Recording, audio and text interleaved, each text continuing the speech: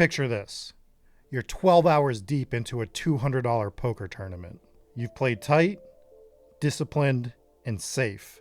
You folded every marginal hand, avoided every risky spot, and you never once put yourself in a position to go broke. And after all of that, you just squeaked into a min cash. You didn't bust, but you never had a shot at winning either. Your payout? $350. Congratulations! You profited $150 for 12 hours of stress, caution, and missed opportunities. Now, stretch that out over 7 months. From the first drafts in May to the final sweat in January. You played it the same way. Safe. Maybe you leaned on medium projections. Faded uncertainty. Stacked safe floors. And sure, maybe that got some teams through to the playoffs.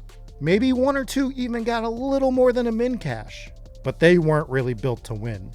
They were built to survive the first leg of a 4-part race. And even that is hardly a given. The cliff is real. If you haven't looked at the Best Ball Mania 6 payout structure yet, brace yourself. It's dramatic. It's ruthless. It reads like it was written by a nihilist who wants to punish optimism and reward suffering. It's a real cold reminder that getting to week 17 is actually the only thing that matters. I'm a nice guy, maybe, and I care about you, so I'm going to give you the hard truth. You don't really get paid for drafting a nice team.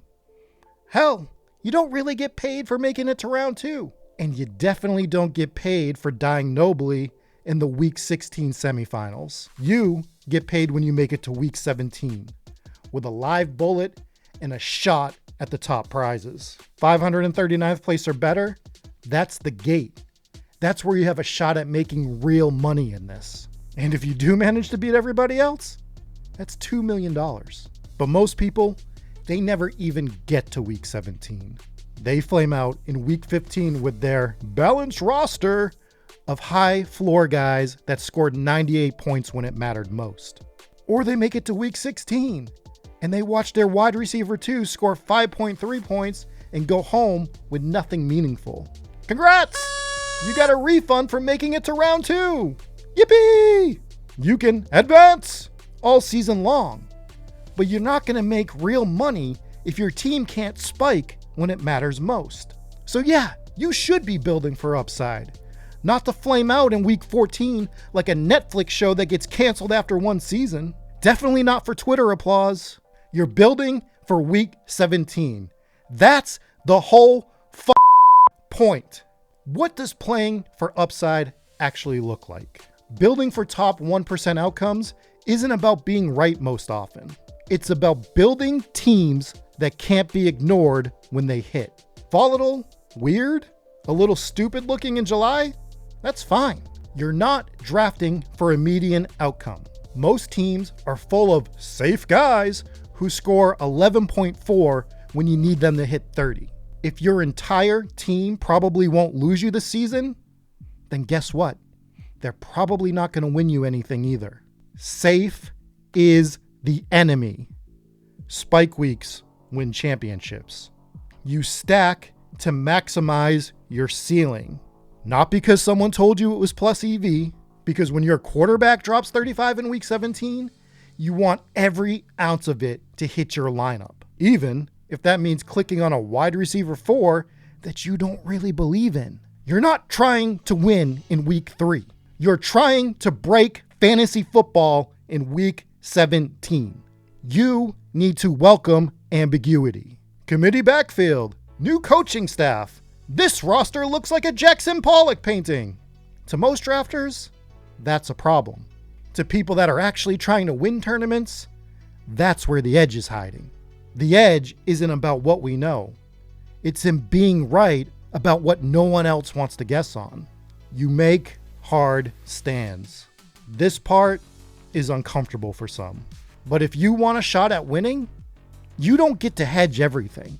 You take stands. And maybe you get overweight on some of the weird guys that everyone's afraid of.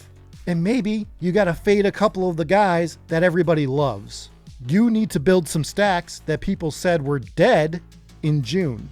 And you don't just follow popular structures. You build better, unique versions of them. Not just 0 RB.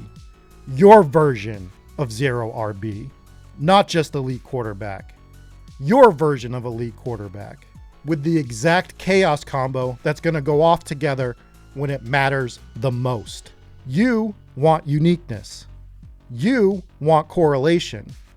You want combos that don't come together by accident.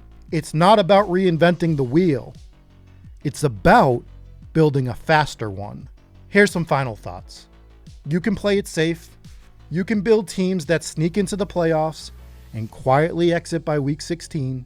Collect your participation trophy, high-five your spreadsheet, and say, hey, at least I didn't draft any busts this year. Or you can actually try to win something. This game isn't about being right the most. It's about being right once in a way that is going to melt faces. You don't need 150 perfect rosters. You need one monster. One unhinged, chaos-infused, beautiful masterpiece that goes nuclear in week 17. So yeah, maybe take a few swings. Lean into variance. Embrace uncertainty. Make that galaxy brain pick that makes future you look like a genius. Or maybe even a complete moron. But preferably a genius. I mean, look who's telling you to do this, obviously. Draft like you mean it. Build something that someone else is going to screenshot in week 17 and say, how the hell is this what won the tournament? And if that happens, you're welcome.